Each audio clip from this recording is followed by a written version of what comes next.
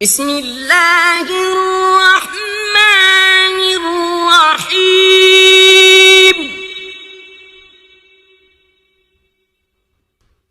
والسماء والطارق وما أدراك ما الطارق النجم الثاقب إن كل نفس لما عليها حافظ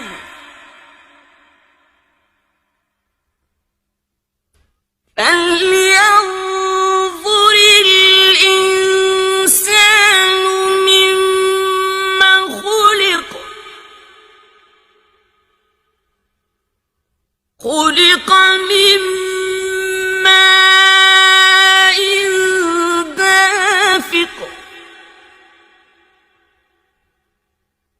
يخرج من بين الصلب والترائب إنه على رجعه لقادر يوم تبلى السرائر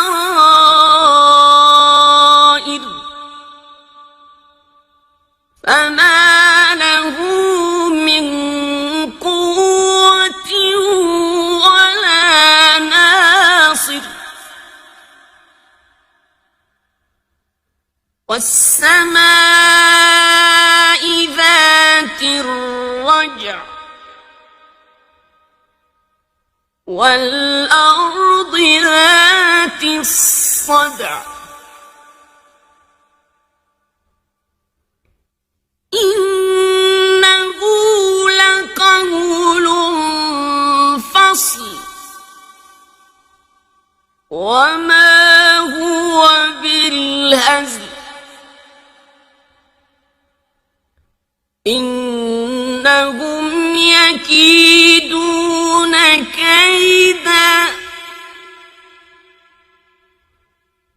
وأكيد كيدا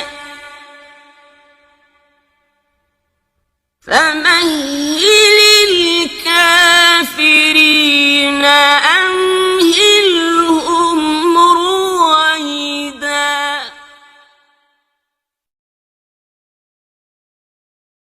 शुरू अल्लाह का नाम लेकर जो बड़ा मेहरबान निहायत रहम वाला है। आसमान की और रात के वक्त आने वाले की कसम, और तुमको क्या मालूम कि रात के वक्त आने वाला क्या है? वो तारा है चमकने वाला, कि कोई शख्स ऐसा नहीं जिस पर कोई निगहबान न हो। तो इंसान को देखना चाहिए कि वो काहे से पैदा हुआ है। वो उछलते हुए पानी से पैदा हुआ है जो पीठ और सीने के बीच में से निकलता है। बेशक वो यानी खालिक उसको दोबारा पैदा करने पर कादिर है। जिस दिन दिलों के भेद जांचे जाएंगे तो इंसान की कुछ पेश न चल सकेगी और न कोई उसका मददगार होगा।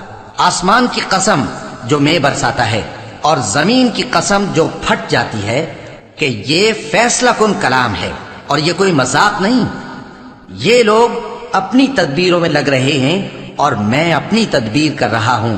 तो ऐ नबी सल्लल्लाहु अलैहि वसल्लम, तुम काफिरों को मोहलत दो, बस चंद रोज की मोहलत और दे दो।